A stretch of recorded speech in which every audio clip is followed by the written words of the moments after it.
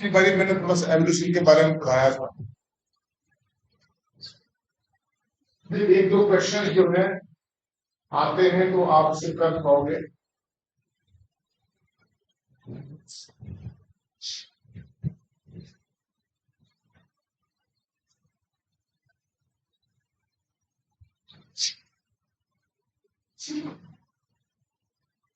एक तो Charles Darwin,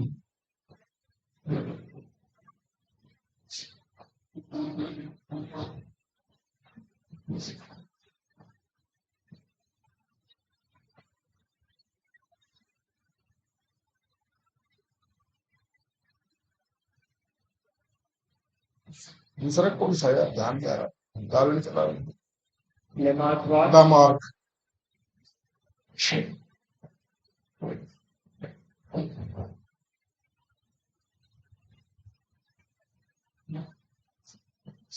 Charles Darwin की जो थ्योरी थी, क्वेश्चन पूछ लेते हैं कभी कभी। उस थ्योरी का नाम था थ्योरी ऑफ नेचुरल सिलेक्शन। पहले डार्विन को कर लेते।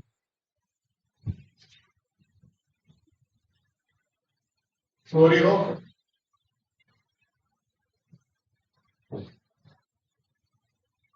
Natural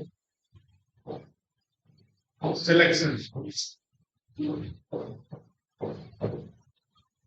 theory of natural selection. अब इसकी हिंदी में देख लो क्या होगा। प्राकृतिक चयन का जो सिद्धांत है, नेचुरल सिलेक्शन। सेक्सुअल सिलेक्शन,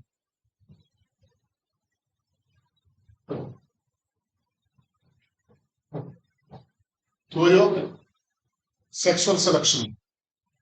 दोनों थ्योरी कितने की थी? चार्ल्स डार्विन ने भी।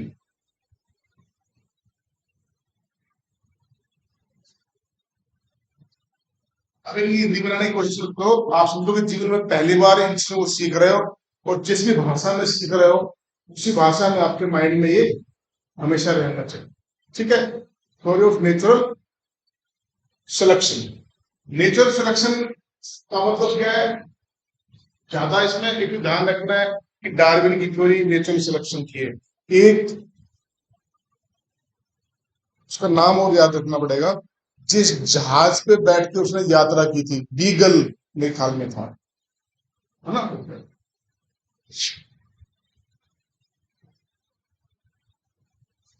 देखो एक बार, जिस जहाज पे बैठ के उसने सारी स्टडी की थी,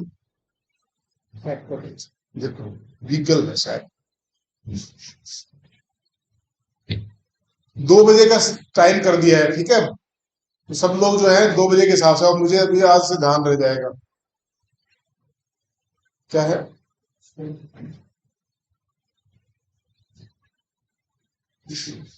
नेचुरल सिलेक्शन की थ्योरी क्या कहती है कि जो सभी जो जीवधारी हैं, इसकी थ्योरी का दूसरा नाम ये सुना होगा बहुत बार, सर्वाइवल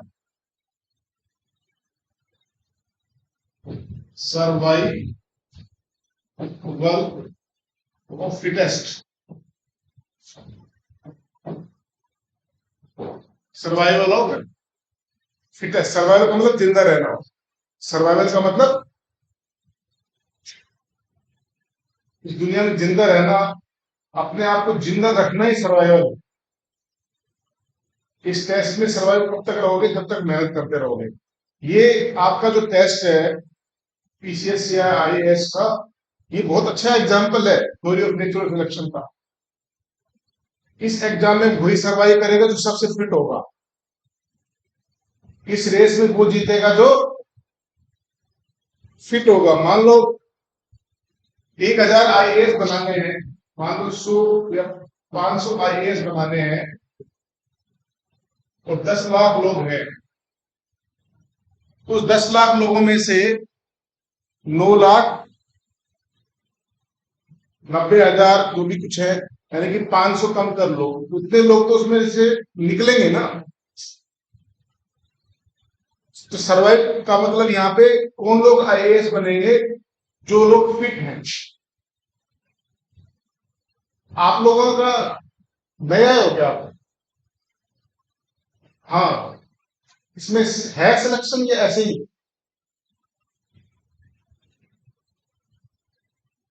ऐसे ही मतलब किससे पूछ के खड़े हो शाबाश। दोनों हाल करो, दोनों इधर आओ।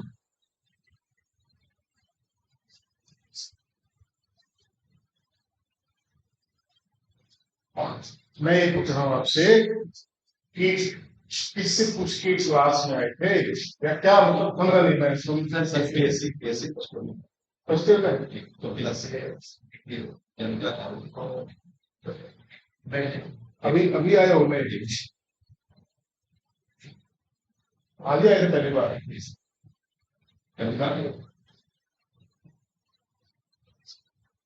मकसद अच्छा होना चाहिए, समझ गए?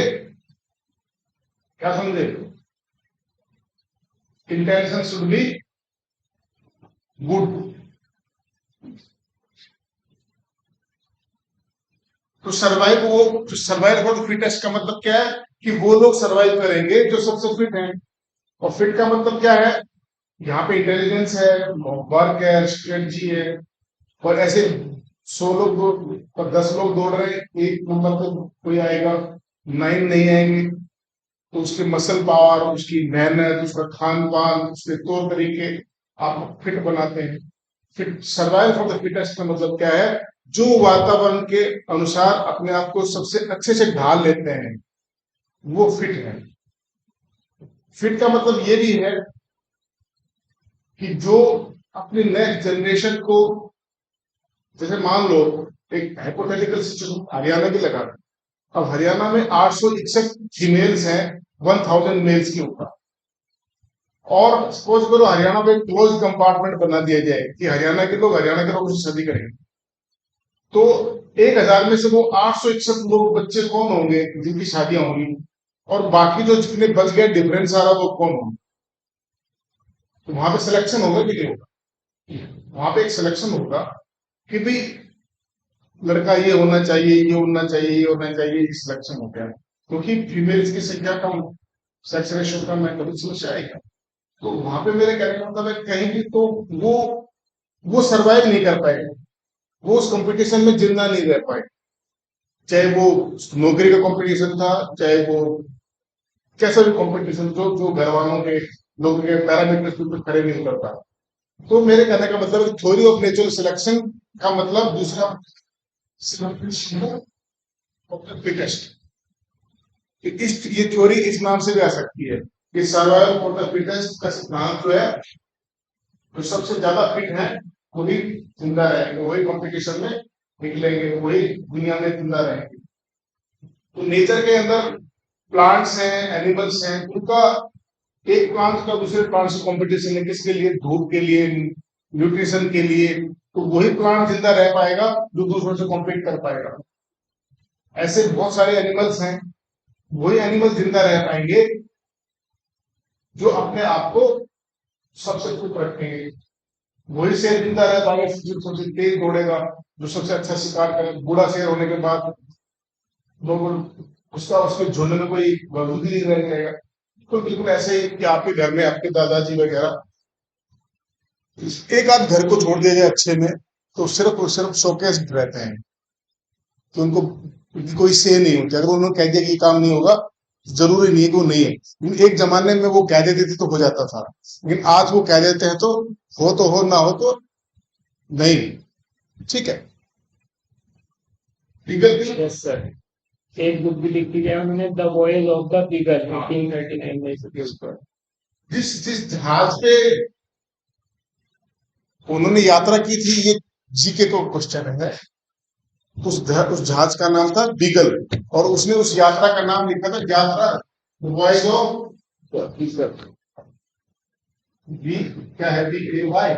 Yes sir, VOYAGE। Of Beagle. 1839। 1839। इसको भी याद कर लो आप, ये पेपर क्वेश्चन पूछा गया है। तो वॉयज का मतलब यात्रा है, यात्रा। और कौन से आइलैंड पे गया था ये? का नाम भूल रहा हूं मैं। ऑस्ट्रेलिया है क्या? उसका नाम देखो, नाम भूल रहा है। स्पेस, कौन आइलैंड का नाम, चलो बता दो। तो ये याद रखना, beagle the voyage of the beagle, 1839 में। हाँ, गालापागोस।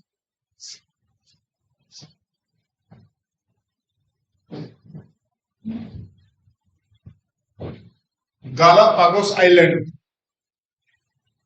वहां पे इन्होंने बर्ड्स की एक स्पीसीज पे काम किया था जिनको फिंचेस कहते हैं, चिड़िया।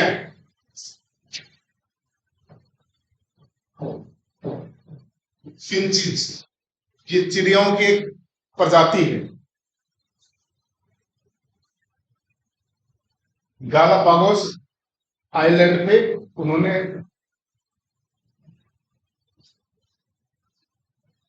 आप इसको हिंदी में अंग्रेजी कुछ भी लिखो, फिंचेस जो एक चिड़िया, तो उन्होंने चिड़ियों की प्रजातियों पे उन्होंने एक्सपेरिमेंट किया, और उन्होंने उसकी जो चोंच है, बीक,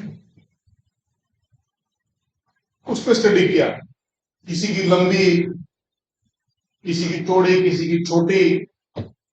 तो एक ही चिड़िया के अलग अलग जगह पे रहने पे जो बीक का साइज था, जो शेप था, वो अलग अलग था। और वो इस बात पे डिपेंड करता था कि उसका खाने को क्या अवेलेबल है और किस तरह से खाना मिलता है। जिसकी लंबी चोंच की हो सकता है उसको मछली या कुछ ऐसा कुछ अंदर से लाना पड़ता होगा। तो बहुत सारे जो बीक का जो साइज था, जो सभी का शेप था, वो सभी चिड़िया की प्रजातियों में अलग अलग पाया। तो उन्होंने पाया कि इन्वायरमेंट के हिसाब से, जिस, मान लो खाना ऐसा है कि आप लंबी चोंच से निकाल सकते हो, जिनकी चोंच छोटे रहेगी वो मर जाए। तो आपको वातावरण के हिसाब से, अवेलेबल रिसोर्सेज के हिसाब से अपने आप को नहीं ढाल पाओगे तो आप जिंदा नहीं रह पाओगे। तो ये theory of natural selection and theory of the sexual selection. Theory of sexual selection क्या कहती है कि जो नेचर ने मेल को जो है क्या बनाया है, ज्यादा सुंदर बनाया है, ऑर्नामेंटेड बनाया है। पर तुम्हें थोड़ा उल्टा लगेगा ना सोचने में। नेचर में डार्विन का कहना था कि जो जो मेल है उनको नेचर ने नेचुरली ऑर्नामेंटेड बनाया है। जैसे मूंछ है, दाढ़ी है, ठीक है। और मेल अगर सीप है तो उसको सींग है। बब्बर शेर का जो क्राउन देखते हो आप, तो उसके बाल यहाँ पे रहते हैं बहुत सारे। मोर की जो ऊपर वो बनी होती है, मोर की पंख जो नाचता है, तो उसमें उसका उसका ये कहना था कि जो मेल है उसको नेचर ने ही ऑर्नामेंटेड बनाया है, इसलिए उसको ऑर्नामेंटेशन की जरूरत नहीं।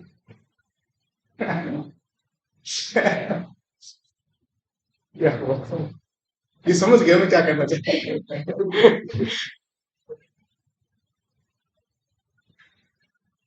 मैंने नहीं कहा, डार्विन थ्योरी ऑफ नेचर जो सेक्सुअल सिलेक्शन है। और तुम्हारे लिए पॉजिटिव बात यह है, अब दूसरे जो सेंटेंस में उसमें फीमेल्स को सुपीरियर बताया है। Females they select the superior males, that is the theory of the natural sexual selection.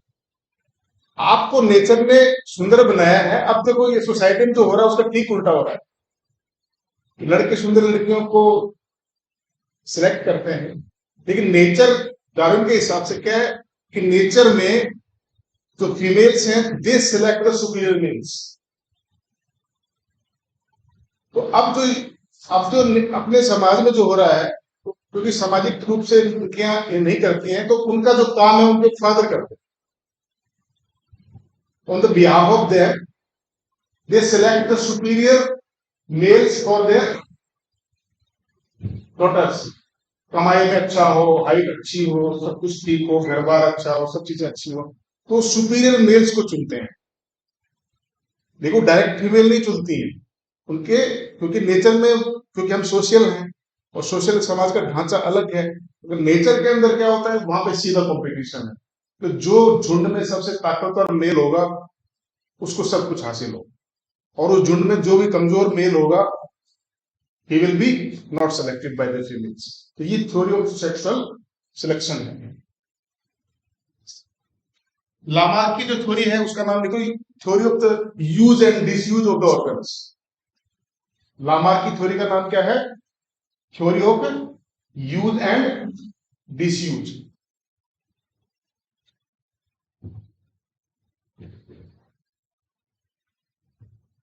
अरे ये बहुत है, जनरेटर के लिए बोल दूं यार।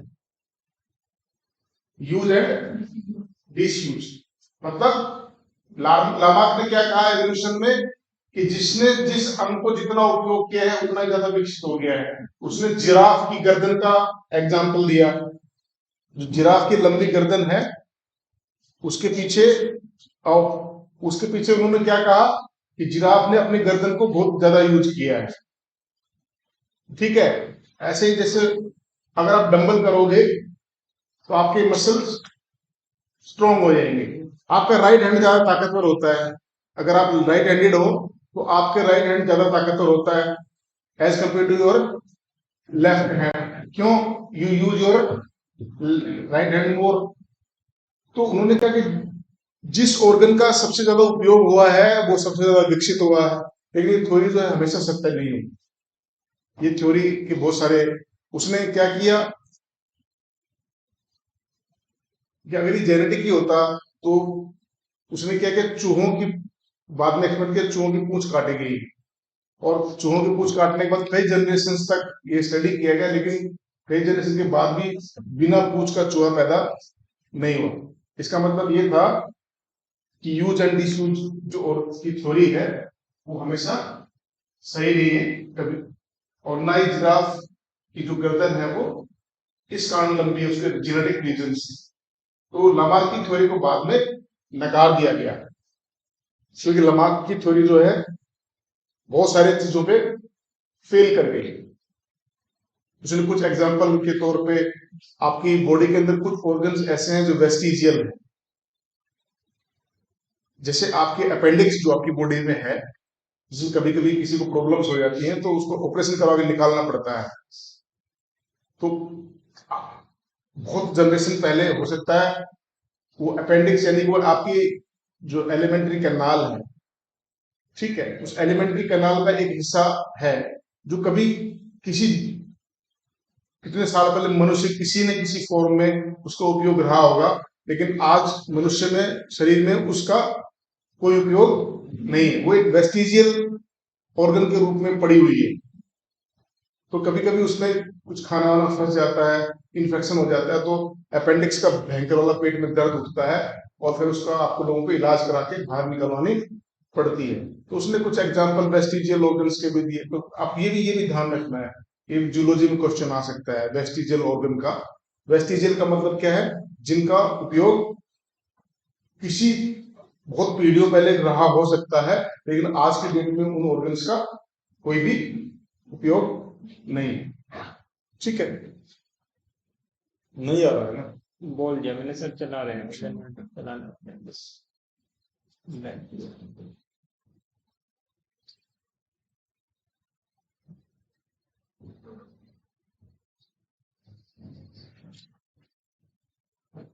एक आपके सिलेबस में बायोटेक्नोलॉजी का कोर्स है, थोड़ा सा मैं वो करवा देता हूँ। फिजिक्स ठीक है, फिजिक्स वाले टीचर्स का पहले से फिजिक्स को बता रही फिर अंग्रेजी प्रॉब्लम है, बाकी टीचर में प्रॉब्लम नहीं है। जितना जल्दी अंग्रेजी सीख लेगा, तो आप जिनके पास एक साल का समय है बिल्कुल घबराने की बिल्कुल नहीं। 1.5 साल, कुछ लोग बच्चे तो 24 में देंगे, 25 में देंगे। तो आप सब लोग अगर वास्तव में IAS, फिर कह रहा हूँ, सर्वाइवल फॉर द फिटेस्ट, जिसके तर्कस में सारे हथियार होंगे, who will be the stand. तो कोशिश ये करो कि जो आपके लाइफ, और दिमाग का विकास कब होता है? जब आप नई चीजों को चैलेंज के रूप में लेते हो। नहीं समझ मेरी बात? तो जब नई चीज को चैलेंज के रूप में लोगे, और लोग तो पता नहीं कितनी कितनी भाषाएं सीख लेते हैं। आपको तो 2 भाषाएं सीखनी है जो कि आपके सर्वाइवल के लिए इंपॉर्टेंट। कल आप जब IAS बन जाओगे तो बहुत सारे लेटर इंग्लिश में आएंगे, फिर क्या आप किससे पढ़वाओगे? समझे मेरी बात? बहुत सारे लेटर जो हैं, बहुत सारे रूल रेगुलेशंस हैं, वो जब इंग्लिश में होंगे तो किससे पढ़वाओगे? तो कहीं ना कहीं किसी न किसी स्टेज पे जाके आपको उस चीज का सामना करना है। और साइंस को तो जितना अंग्रेजी में समझ लोगे उतना ज्यादा % क्वेश्चन ठीक होने के चांस। इसलिए सोचो कि पहली बार आप पहली क्लास में बैठे हो और ये वर्ड्स जिंदगी में पहली बार आए हैं, इनकी हिंदी होती ही नहीं। जब माइंड को ये कह दोगे तो माइंड अपने आप उस चीजों को पकड़ने लगेगा। और आपको मान सेमी कंडक्टर वगैरह कुछ पढ़ाया, कुछ और चीजें पढ़ाई, आप उसकी हिंदी करवाने बैठोगे तो यार कोई मतलब नहीं। उससे फिर सामने वाला परेशान, आप भी परेशान। अब चित्र बनता है या इमेज बनती है, तो इमेज ज्यादा बेटर वर्ड है। ठीक है,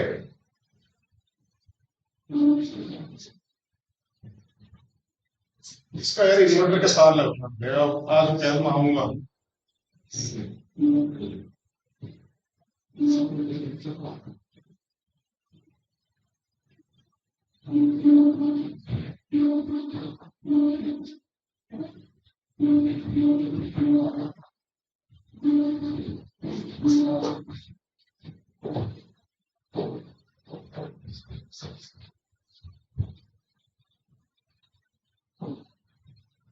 जैव प्रौद्योगिकी,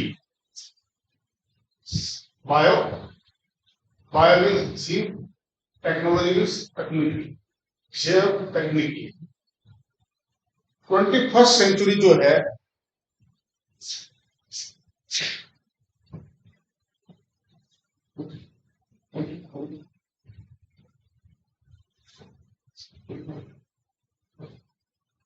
ये जो बायोटेक्नोलॉजी,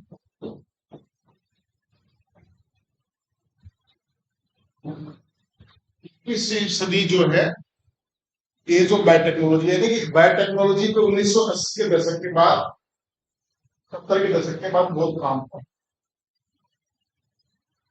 तो आपका जो बायोटेक्नोलॉजी में जो आपको समझने की चीज है, वो आपको थोड़ा बहुत तो ये समझना है कि ये होती क्या है, और ज्यादा ये समझना है कि इसके एप्लीकेशन क्या है। आप लोगों के लिए बायोटेक्नोलॉजी के प्रोसेस की ज्यादा बजाय आप लोगों के लिए इंपॉर्टेंट क्या है, उसका उपयोग क्या है, उसकी एप्लीकेशंस पार्ट पे ज्यादा क्वेश्चन पूछे जाते हैं। मेंस में भी क्वेश्चन आता है इसको बायोटेक्नोलॉजी पे, जेनेटिक इंजीनियरिंग पे। बायोटेक्नोलॉजी और जेनेटिक इंजीनियरिंग में ऑलमोस्ट एक ही चीज है।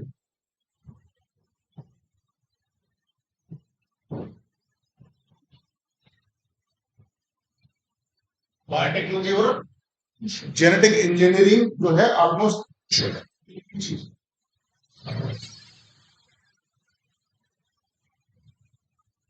आनुवंशिक इंजीनियरिंग या जेनेटिक इंजीनियरिंग ऐसा याद करो। बायोटेक्नोलॉजी बहुत पुरानी साइंस, आप उसका उपयोग तब से करते आ रहे हो जब ह्यूमन इवोल्यूशन हो। जैसे दूध से दही जमा,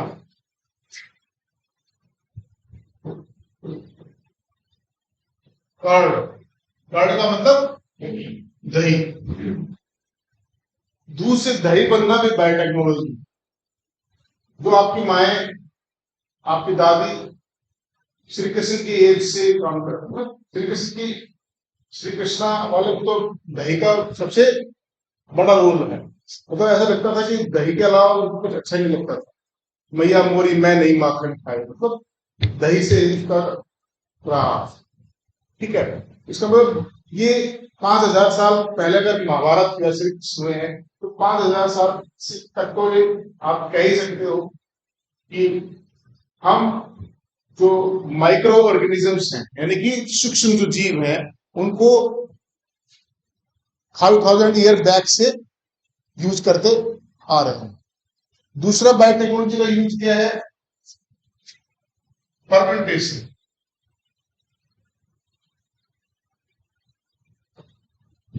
किण्वन जो आप कहते हो वर्ड आता है इसके लिए, लेकिन बेटर ये कि फर्मेंटेशन।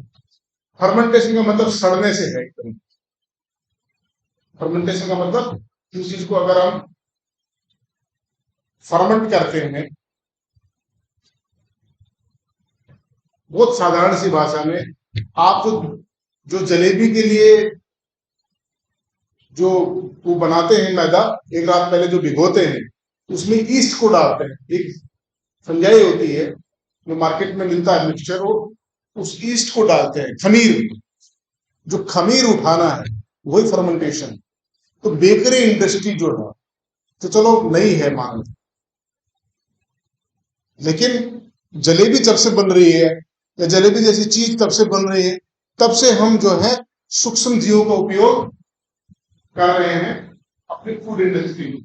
ये भी एक बायोटेक्नोलॉजी है। एक हलवाई कितने सालों से, और मेरे ख्याल में 200-400 साल से, तो आपको डॉक्यूमेंटेड मिल जाएगा जलेबी। पहले तो शादियों में लड्डू जलेबी बनते थे, पहले तो सब होता ही नहीं था ये तामझाम, पूरी सब्जी है लड्डू जलेबी बस। मोस्टली शादी में अब तो दुनिया भर के आइटम बनने लग गए हैं। तो यानी कि जो जलेबी है बहुत पुरानी होगी। और एक जो शराब का जो फॉर्मेशन है, सोमा, सोमरस, आपको वैदिक वैदिक वेदों में भी उसका मिलता है सोमरस। इंद्र वगैरह जो है एंटरटेनमेंट के लिए पीते थे इसको। यानी कि फ्रूट के जूस का फर्मेंटेशन एक तरह से ये एक शराब का ही। और तुमने ये भी रामायण में जाके देखो, तो रामायण में भी ये लिखा मिलता है आपको कि जो राक्षस थे वो मदिरा पान करके, और वो क्या बोलते हैं, वो जो भी जितने भी तामसी भोजन के लिए आपकी बात करते हो, तो रामायण में बहुत सारी ऐसी जगह हैं कि वो घोर गर्जना कर रहे हैं शराब पी के, और विलपमान वाद्य।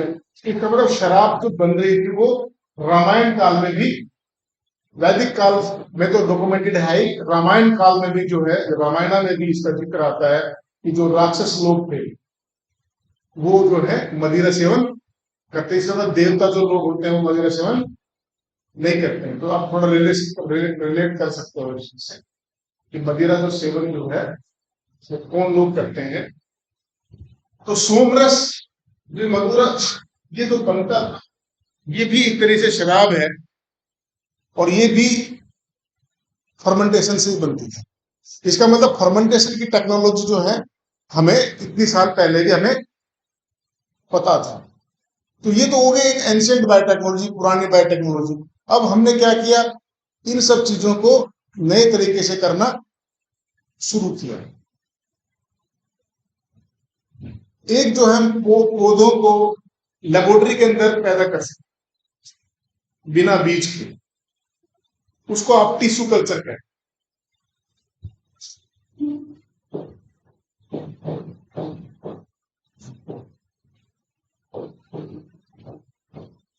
टिश्यू का मतलब समझते हो, तक कोई भी पौधे का पार्ट टिश्यू, जैसे आपने लीफ ले लिया छोटा सा टुकड़ा, कोई स्टेम ले लिया, वो एक तरह से टिश्यू हो गया। कल्चर का मतलब उसको कल्चर करना, पैदा करना। कल्चर का मतलब उसको बड़ा करना, पैदा करने से आपको क्या, तो पालना एक तरीके से। आपने कहा आपकी कल्चर अच्छी नहीं है, आपका कल्चर अच्छे से नहीं हुआ है, मतलब आपका लालन पालन जो है अच्छे से नहीं हुआ। तो टिश्यू कल्चर का मतलब क्या है, ये वो साइंस है जो आप किसी बिना बीज के किसी भी पौधे को लेबोरेटरी के में किसी भी मौसम में बना सकते। नेचर में जैसे मैंने आपको गेहूं उगाना है, तो आपको गेहूं उगाने के मौसम में जाना पड़ेगा ना, और उसके लिए आपको गेहूं का बीज लेना पड़ेगा। लेकिन आप सोचो मैं जून में गेहूं उगा लूं, इट्स नॉट पॉसिबल। इसका मतलब क्या हुआ कि हम आर्टिफिशियल कंडीशंस के अंदर जब पौधों को उगाते हैं लैब के अंदर, उसको कहते हैं टिश्यू कल्चर। तो टिश्यू कल्चर में आप एक टेस्ट ट्यूब में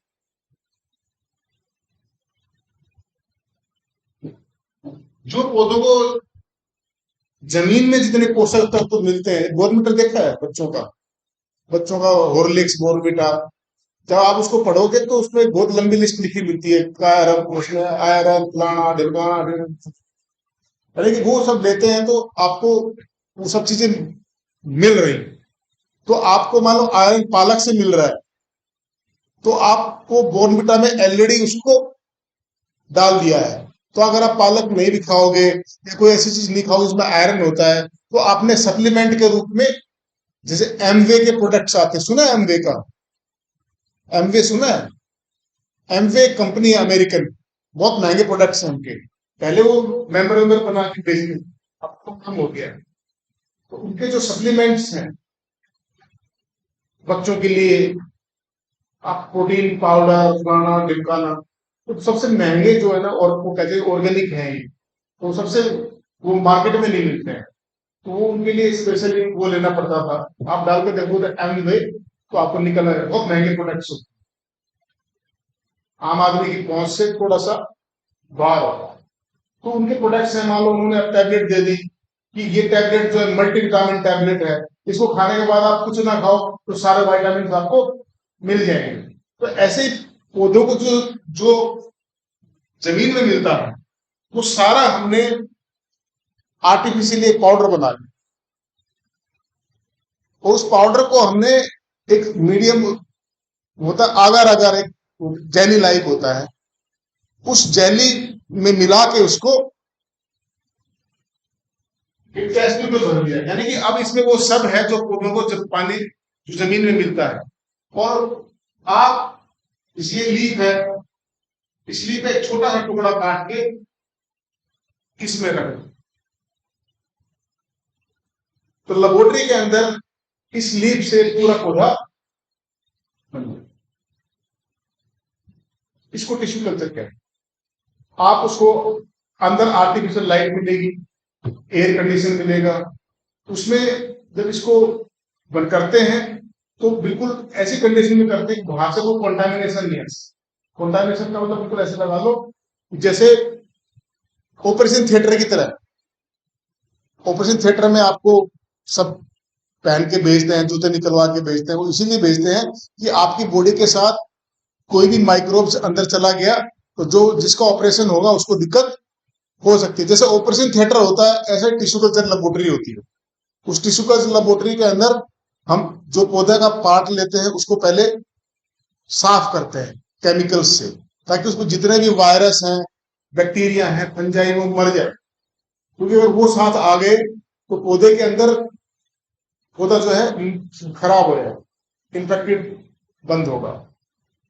तो वो सब चीजों को आपके हाथ को भी स्पिरिट से साफ करते हैं, और बहुत ही सावधानी के साथ ही काम किया जाता है, ताकि कोई भी बाहर से कंटामिनेशन कंटामिनेशन का मतलब कोई बैक्टीरिया या कोई फंजाई या कोई वायरस उस पर नहीं आ सकता।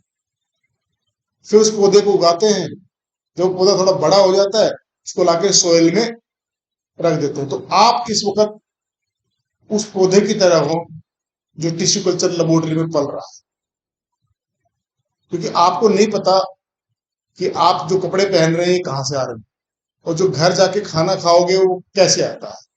आपको सब मिलता है आर्टिफिशियली, जो आपको जीने के लिए जरूरी है। लेकिन जब आपकी शादी हो जाएगी तो बिल्कुल आपका ऐसा ही होगा कि लेबोरेटरी से पौधे को निकाल के जमीन में लगा दिया। अब उसको कंपटीशन करना है दूसरे पौधों के साथ, उसको न्यूट्रिशन मिलेगा कि नहीं मिलेगा, धूप कितनी मिलेगी, पानी कितना मिलेगा। और लेबोरेटरी के अंदर तो हम सब देते हैं जिंदा रहने के लिए। तो इस वक्त आप अपने माँ बाप के घर में जो रह रहे हो, आप एक लेबोरेटरी में पल रहे पौधे की तरह हो, जिसको सब कुछ ऐसा मिलता है जो उसको जिंदा रहने के लिए, पनपने के लिए चाहिए। लेकिन जैसे ही आपकी शादियां हो जाएंगी तो आप उस पौधे की तरह हो जाओगे, यहां से उखाड़ के वहां लगा दिया, अब तुझे सारे कंपटीशन फेस करने हैं, खुद कमाना है, कमाना भी है, दूसरों के लिए भी कमाना है, खिलाना है, सारी दुनिया की जिल्लतें झेलनी है जो कि सोसाइटी में आपके माँ बाप झेल रहे हैं। तो आपको पता चलता है, फिर आपके बहुत सारे सवालों के जवाब मिलेगा कि मेरी मम्मी मुझे शाम को किसी की बर्थडे पार्टी में क्यों नहीं भेजता, या मेरी मम्मी ने कभी टूर के लिए मुझे मना किया था तो क्यों किया था? उन सारे सवालों का जवाब पूर्ण रूप से आपको आपकी मम्मी आपको टाइम से घर आने के लिए क्यों कहती है, या उनकी धड़कनें कितनी तेज धड़कता है उनका दिल जब तक आप घर उनको आपकी शक्ल उनको दिख नहीं जाती। तो ये सब चीज सारे सवालों का जवाब अब तो आपको कभी मिल ही नहीं सकते। ये सवालों के जवाब आपको मिलेंगे जब व्हेन टाइम विल कम, जब आप पहली बार अपने बच्चे को टूर पे भेजोगे और फिर आप आपका फोर्थ क्लास में या सेकंड क्लास में बच्चा है और उसको मैडम घुमाने ले जा रहे हैं, और फिर आपका पूरा दिन कैसे गुजरेगा, then can you can realise कि पेरेंट्स बहुत सारी बातें हमें ऐसा क्यों कहते थे, ऐसा क्यों रोकते थे, ऐसा क्यों करते थे। उन सारी चीजों का जवाब आपको मिलेंगे क्योंकि वो दुनिया के कंपटीशन में खड़े हैं, उनको पता है कि क्या क्या हो सकता है। आई यू डू। तो टिश्यू कल्चर में फायदा क्या है? क्योंकि टिश्यू कल्चर में ये फायदा है कि अगर एक आपके पास एक पौधा है अनार का जिसके बहुत अच्छे अनार लगते हैं, तो अगर आप उसके बीज से अनार लगाओगे दूसरा, तो जरूरी नहीं है उतना मीठा बने। लेकिन अगर उस पौधे की आप कटिंग तो एक अलग प्रैक्टिस हो गई, लेकिन उसको टिश्यू कल्चर से उस पौधे का कोई पार्ट लेके अगर आपने पूरा अनार बनाया तो एक गारंटी है कि 99.9 वो अनार वैसा ही होगा जैसा कि आपका पहला है। क्योंकि टिश्यू कल्चर लेबोरेटरी में प्लांट का जो पैदा होने में सेक्सुअल रिप्रोडक्शन नहीं होता। सेक्सुअल यानी कि उसमें मेल फीमेल गैमेट का बनना, फर्टिलाइजेशन, और मैंने कल आपको क्रॉसिंग और बताया था जिसमें जीन का हेर फेर होता है। तो जीन के हेर फेर में दोनों संभावनाएं होती है कि आपका जो होने वाला बच्चा है या पेड़ का जो बच्चा होगा पैदा, जो आगे छोटा बनेगा, तो वो उससे बेटर भी हो सकता है, उससे गड़बड़ भी हो सकता है। रीजन है मेरी बात, उसमें तो जीन के कॉम्बिनेशन पे डिपेंड करता है कि क्या कॉम्बिनेशन कब बना। तो वो वैसा नहीं हो सकता। जैसे आपने ह्यूमन क्लोनिंग की बात सुनी होगी, तो ह्यूमन क्लोन का मतलब ये है कि आपकी शक्ल और सूरत बिल्कुल एक जैसी। जैसे डोली सिप बनाई थी, एक भेड़ बनाई थी जिसका नाम है डोली। आज जाके देखना डोली सिप, सिप का मतलब सीप, सिप तो अलग होते, सीप, डोली सीप भेड़ बनाई थी डोली। तो उसकी माँ से बिल्कुल डिट्टो बना दी, देखो जिंदा नहीं रह पाई बहुत लंबे से, ये बहुत ज्यादा लंबे समय की जिंदा नहीं रह पाई, छुट्टी उसकी डेथ हो गई थी। तो उसकी मम्मी के उसकी जो मदद थी, उसके जो थन होते हैं पीस, उसकी कोशिका को निकाल के लेबोरेटरी में कल्चर करके दो लिसिस बनाई, ये जेनेटिक इंजीनियरिंग। ठीक है।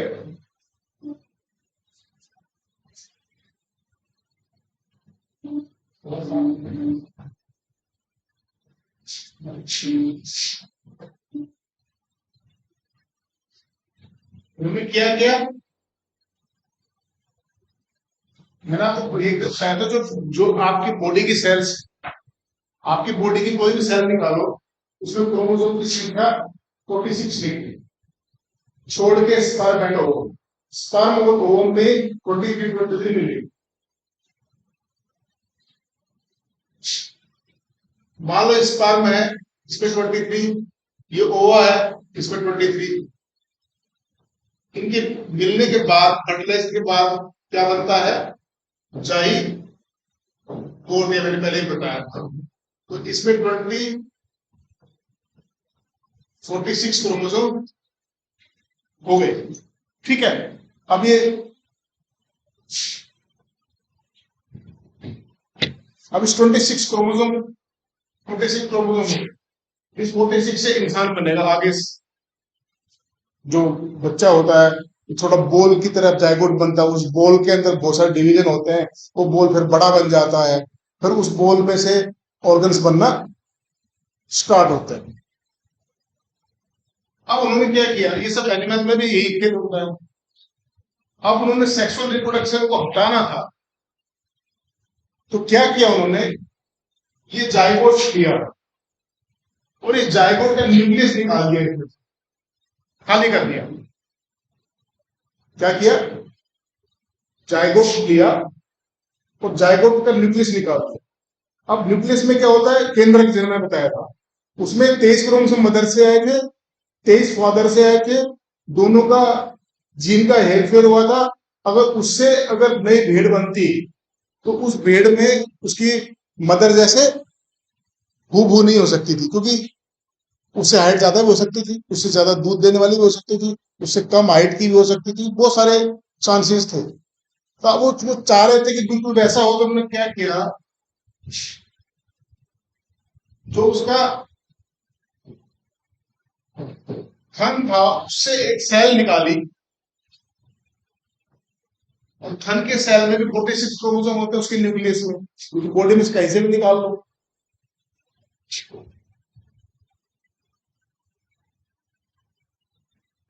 क्या किया कि इस न्यूक्लियस को निकाला और इस जायगोट के अंदर रख दिया।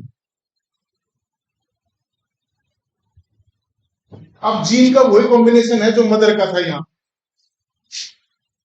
जो नेचर करती है ना उसी को यूज कर लिया।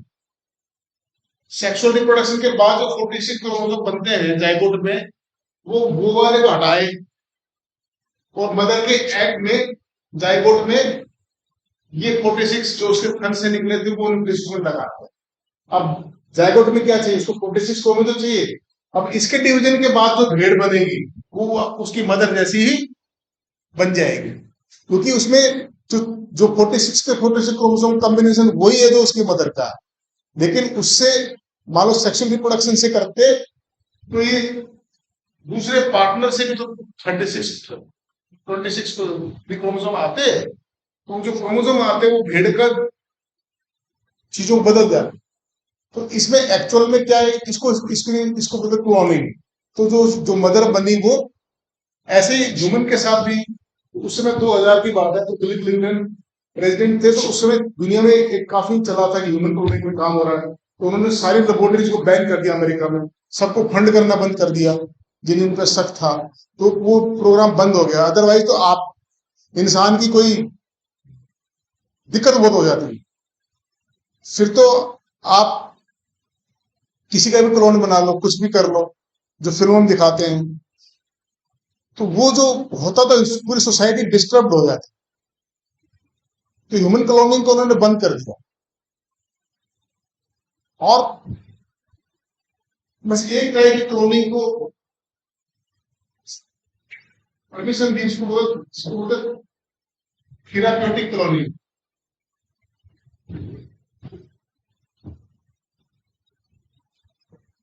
थेरेपी को समझते हो, फिजियोथेरेपी, थेरेपी, लड़कियों को तो पता ही होगा, आप जब कभी जाने का मौका मिला हो पार्लर में, they give you many types of therapy. ठीक है, ये वाली थेरेपी कितने, आप 500 लगेंगे, इसके 200 लगेंगे, इसके 1000 लगेंगे। थेरेपी का मतलब ट्रीटमेंट, थेरेपी का मतलब ट्रीटमेंट। तो थेरेपी से वर्ड बना है थेराप्यूटिक, जो थेरेपी से रिलेटेड है उसको बोलते हैं थेराप्यूटिक क्लोनिंग।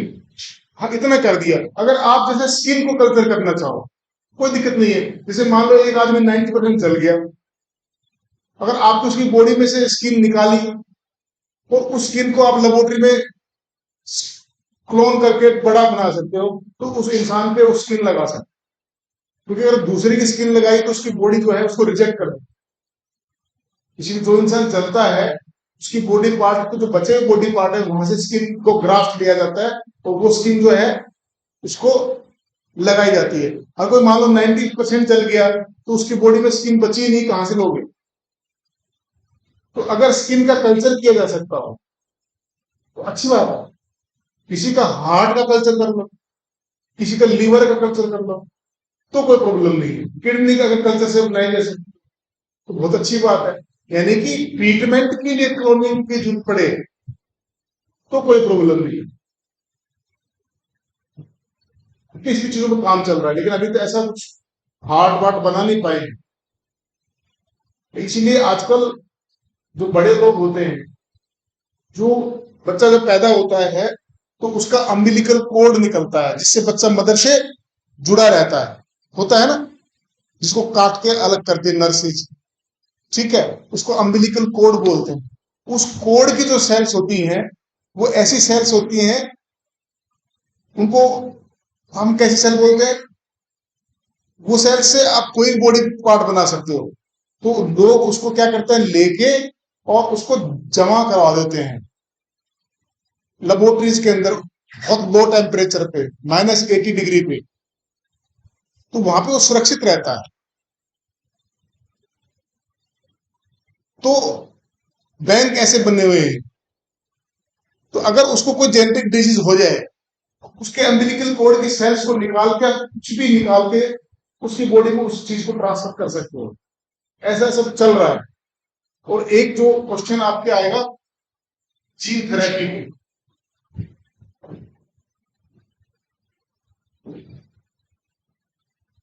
ठीक है, इसमें पहले बड़ा क्वेश्चन आता था मेंस में, अब भी पूछा जाता है।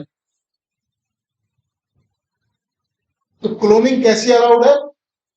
रिप्रोडक्टिव क्लोनिंग अलाउड नहीं है। रिप्रोडक्टिव क्लोनिंग का मतलब पूरा ऑर्गेनिज्म बनाना अलाउड नहीं है। अलाउड क्या है? थेराप्यूटिक क्लोनिंग, ट्रीटमेंट के लिए क्लोनिंग करनी पड़ जाए, कोई हिस्सा क्लोन करके बना रहे हो। अगर आप लिवर बना सकते हो, किसी ने शराब पी पी के इतना लिवर गड़बड़ कर लिया है, या किसी का लिवर कैंसर हो गया है, अगर आप लिवर बना सकते हो उसकी बॉडी को लेके, सेल से लेके, क्योंकि आपकी बॉडी में अगर किसी दूसरी बॉडी का पार्ट डाला जाएगा तो आप आपकी बॉडी उसको रिजेक्ट कर देगी, उसको फौरन। आपकी जो बॉडी की आर्मी है, जो आपका डिफेंस सिस्टम, इम्यून सिस्टम आपका, वो उसको विदेशी मान के आक्रमण कर देगी, इसको समाप्त कर देगी। तो आपकी बॉडी में अगर किसी से निकाल कुछ डाल भी दिया तो आपकी इम्यूनिटी, इसलिए अगर किसी को किडनी ट्रांसप्लांट किया जाता है तो बहुत क्लोज रिलेशन में किया जाता है, और फिर क्या करते हैं, जिस बंदे को किडनी दी जाती है उसका इम्यून सिस्टम को बिल्कुल जीरो कर देते हैं, उसकी दवाइयों से उसकी डिफेंस की आर्मी को बिल्कुल कमजोर कर देते हैं, ताकि उस किडनी को वो खत्म ना कर पाए। तो जब किसी किसी की किडनी ट्रांसप्लांट करनी होती है तो उस बंदे की हालात नवजात शिशु से भी कोमल होती है। अगर उसको थोड़ा सा बाहर निकल जाए, उसको कोई इन्फेक्ट, तो तुरंत उसको इन्फेक्शन हो जाएगा और उसकी बॉडी झेल नहीं पाएगी, क्योंकि उसकी इम्यूनिटी को सप्रेस कर दिया गया, उसके डिफेंस की आर्मी को सप्रेस कर दिया गया दवाइयों से, क्योंकि ताकि वो किडनी जो डाली है बाहर से, उसमें उसको गड़बड़ उसके साथ नहीं करे। धीरे धीरे धीरे धीरे उसकी इम्यूनिटी को फिर बढ़ाया जाता है, फिर वो आदमी दुनिया में जिंदा रहता है, मुश्किल से 8 या 10 साल चलता है।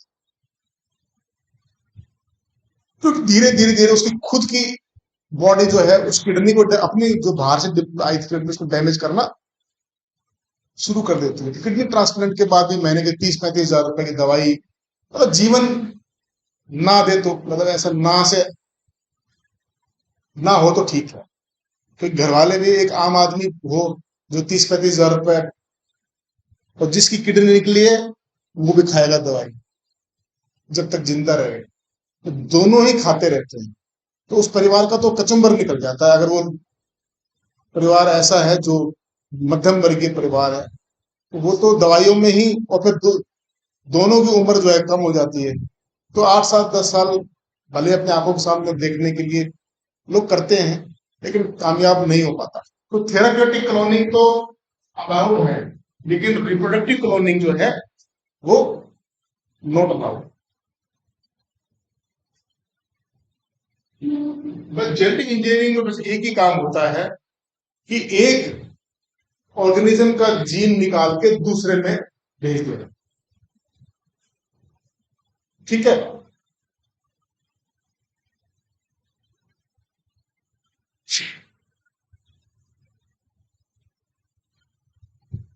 जैसे मान लो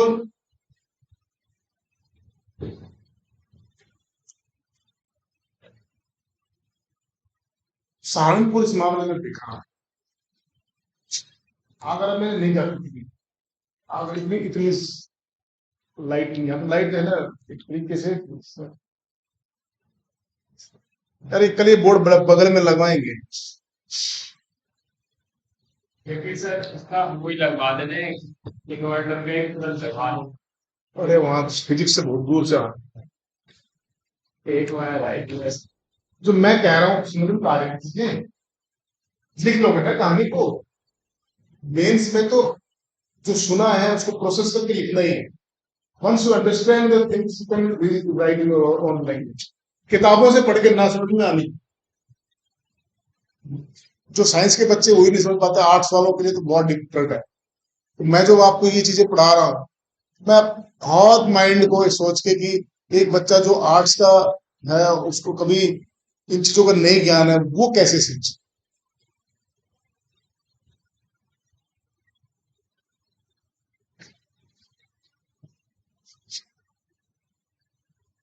कासिम नहीं होता तो हमारा क्या होता।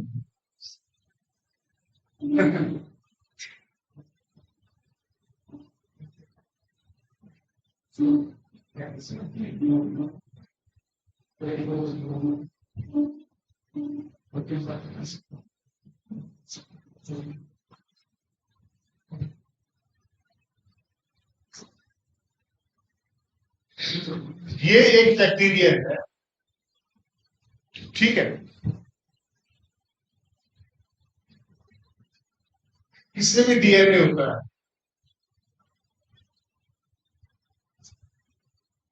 सबसे खूबसूरत बात इस दुनिया की ये है कि सभी के डीएनए की स्ट्रक्चर एक जैसे, जो बैक्टीरिया हो, एनिमल हो, प्लांट। जेनेटिक इंजीनियरिंग इसीलिए पॉसिबल होगा कि डीएनए की स्ट्रक्चर सबकी एक जैसी। चार बेस से मिलकर बना है, चार। एडेनिन सुना है? एडेनिन, ग्वानिन सुना है? ए से क्या होता है? लिख लो यार, सुनिए बताओ।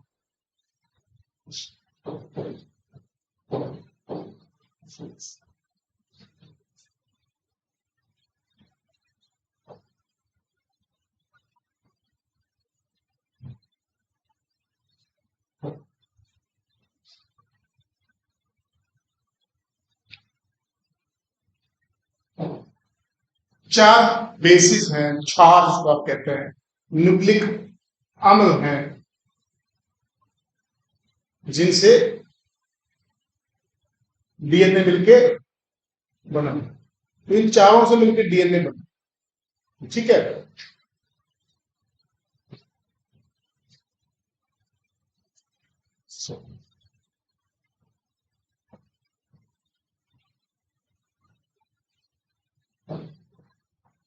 ये इंसान, ठीक है।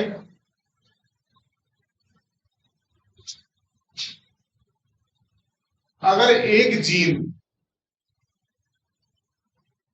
इंसान का इस बैक्टीरिया में डाल दें, ठीक है, इंसुलिन बनाने का,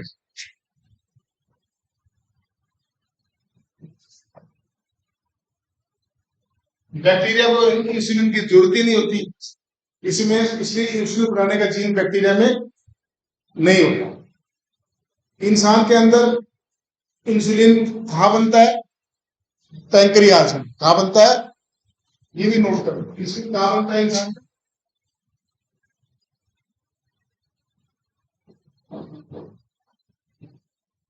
सी एच भी आएगा क्या? बहुत दिन हो गए पैंक्रियाज देखे, ठीक है।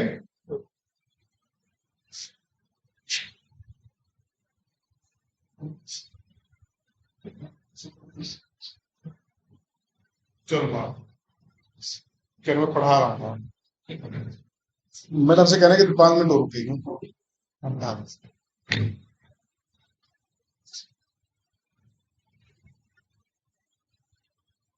इंसुलिन की जरूरत पड़ती नहीं किसको? बैक्टीरिया को। इसलिए बनाता नहीं। हमने क्या किया, इंसुलिन बनाने वाला जीन बैक्टीरिया के अंदर डाला।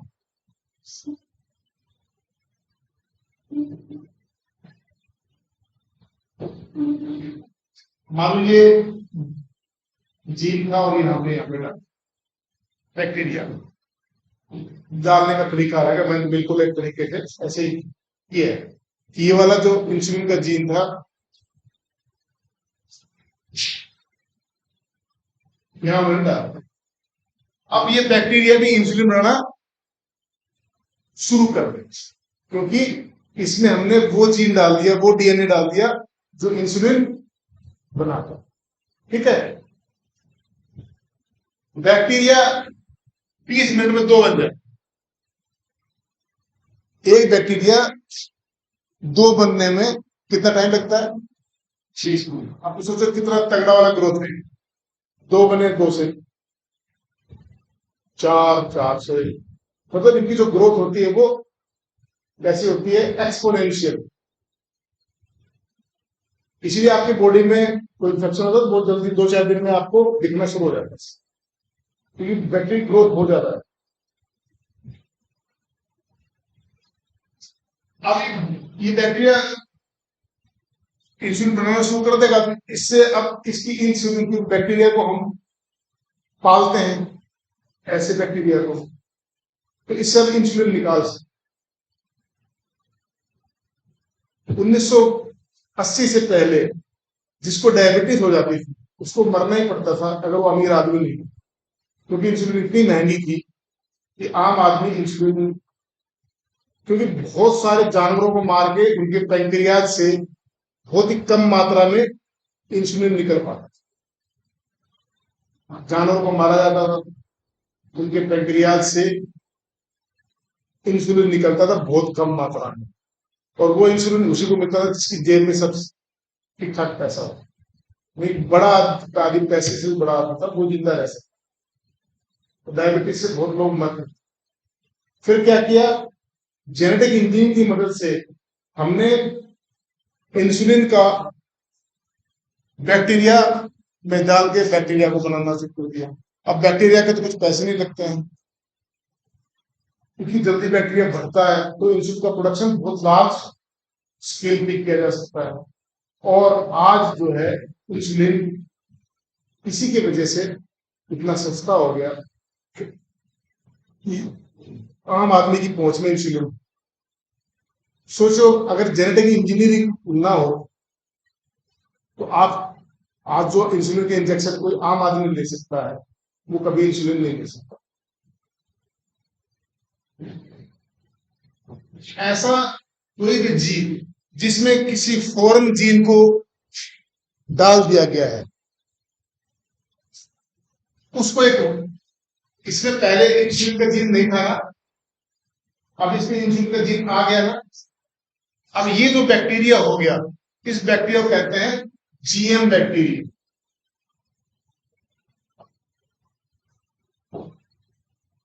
Genetically modified. जीएम का मतलब जेनेटिकली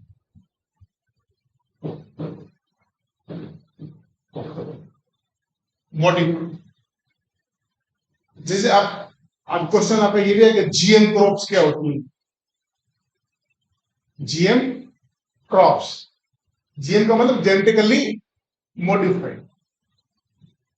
बीटी कॉटन का, बीटी कॉटन एक जीएम क्रॉप है। गेहूं के पौधों में आपने कोई ऐसा जीन डाल दिया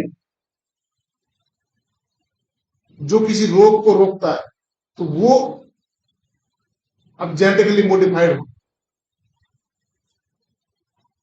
जेनेटिकली मॉडिफाइड ब्रिंजल भी आने वाला था, लेकिन गवर्नमेंट ने उसको बैन लगा। जीएम जेनेटिकली मॉडिफाइड टमाटो आप जो खाते हो, दैट इज जेनेटिकली मॉडिफाइड। आपका टमाटर 1 सप्ताह चल सकता है, खराब नहीं होता, उसको जेनेटिकली मॉडिफाइड किया गया है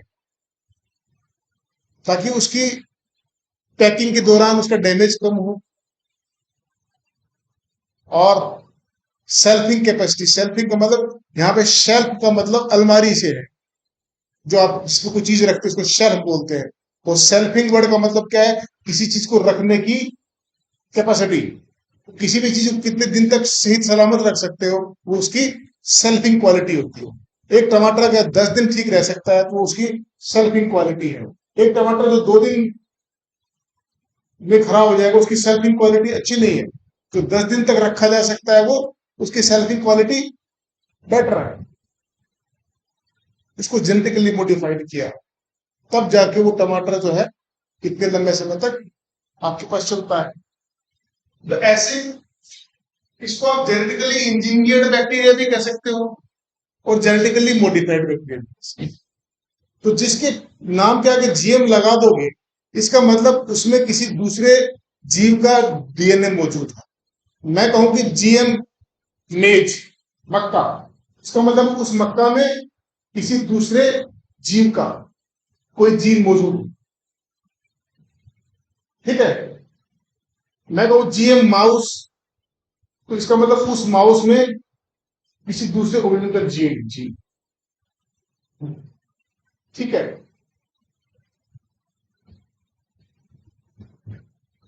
जीएम पिग्स, अमेरिका में जीएम पिग्स है, जेनेटिकली मॉडिफाइड पिग्स। ऐसे पिग्स बनाए बनाए हैं उन्होंने जिसकी चमड़े के नीचे काफी मांस इकट्ठा हो सकता हो,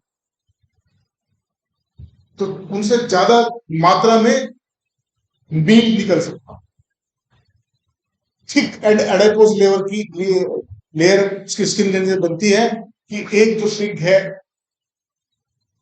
अमेरिका में पिग्स को पिग फार्मिंग बहुत तगड़ी वाली है, और मक्का बहुत शानदार वाली क्वालिटी की मक्का, सब बड़े जैसे खाना खाते हैं। ठीक है भाई, मैं तो जा रहा हूँ यार। इसका जो है कि हमारे एक मोटा मोटा आइडिया, इसको नेक्स्ट करेंगे आगे, एक मोटा मोटा आइडिया आपको लग गया कि जेनेटिक इंजीनियरिंग का मतलब ये है एक जीव से कोई भी जीन जो काम का है उसे दूसरे के काम आ सकता है, उसमें उसको डाल दिया जाए, तो वो जेनेटिक इंजीनियरिंग। और जिस ऑर्गेनिज्म में वो जीन चला जाता है उसको जीएम या genetically engineered organism, GMOs, genetically modified organisms. Organism में तो बैक्टीरिया भी आ गया, फंजाई भी आ गई, प्लांट्स भी आ गए, एनिमल्स भी आ गए, ठीक है। जेनेटिकली मॉडिफाइड काउस भी, उन काउ के दूध में जो है प्रोटीन्स जो है वो ज्यादा है। सिर्फ ह्यूमन बीइंग पे थोड़ी सी मेहरबानी कर रखिए क्योंकि हम सोशल हैं, उसके बाद तो फिर आपका तो कोई वैल्यू नहीं रह जाएगा, फिर तो मेहनत का कोई वैल्यू नहीं रह जाएगा। अब जेनेटिकली इंजीनियर आप कुछ कर दोगे उसमें, तो फिर नेचर का रोल तो खत्म हो जाएगा। इसमें एक बड़ी बहस है कि जो भगवान ने जो किया है वही रहने देना चाहिए, या इंसान तो उसमें कुछ फेरबदल करने का, जैसे कहते हैं कोरोना का जो वायरस है ये जेनेटिकली मॉडिफाइड वायरस है ऐसा कहते हैं। और कभी मान लो आप जेनेटिक इंजीनियरिंग का काम कर रहे हैं और आपसे कुछ ऐसा वायरस बन गया और वो लैब से बाहर निकल गया, कोरोना वायरस लोग कहते हैं, तो ह्यूमन बीइंग का क्या हो, ह्यूमन की पूरी रेस खत्म हो। ऐसा कोई वायरस, ऐसा कोई बैक्टीरिया पैदा हो गया जेनेटिक इंजीनियरिंग से जो पूरी प्लांट्स को मान लो पूरी फसलों को बर्बाद कर दे, देन व्हाट विल हैपन। तो इसमें एक बड़ी बहस 1975 के दशक में चली, क्या ये करना चाहिए कि नहीं करना चाहिए। तो लास्ट में ये निकल के आया करना चाहिए, लेकिन ऐसे काम करो जिससे ह्यूमन वेलफेयर हो, मनुष्यता की भलाई में। जैसे ये अच्छा हुआ है इंसुलिन वाला, ये इंसान की भलाई का काम है। ऐसे ग्रोथ हार्मोन भी बनाया गया है जिनका कद छोटा रह जाता है, उनके लिए भी जेनेटिकली इंजीनियर चीजें करी गई हैं। तो सोमेटोस्टेटिन हार्मोन होता है वो बनाया गया है। तो बहुत सारी चीजें ह्यूमन वेलफेयर की जा रही है, ठीक है। Second last is मनी वही आएगा। science of देखो फिजिक्स, देखो बच्चों फिजिक्स का जो लड़का है, इंटेलिजेंट लड़का है, आईआईटी में, आपको बता दो नॉलेज पूरी है, अपने हिसाब से थोड़ी रिक्वेस्ट करके हिंदी करवा दिया। I will not change the teacher. क्योंकि उससे बढ़िया टीचर मुझे नहीं मिली। कोई नॉलेज है, ईमानदार है पढ़ाने में, मतलब टाइम खराब करने वाला गुड नेचर है, तो थोड़ा सा अपने हिसाब से उसको आप रिक्वेस्ट करके, आपको कुछ नहीं समझ में आ रही है तो आप उसको कह दो सर, इसको थोड़ा सा हिंदी में बता दो, थोड़ा सा हमारे समझने वाली भाषा में बता दो, ठीक है। और फिजिक्स क्वेश्चन हल, तो साइंस के क्वेश्चन हल हो गए।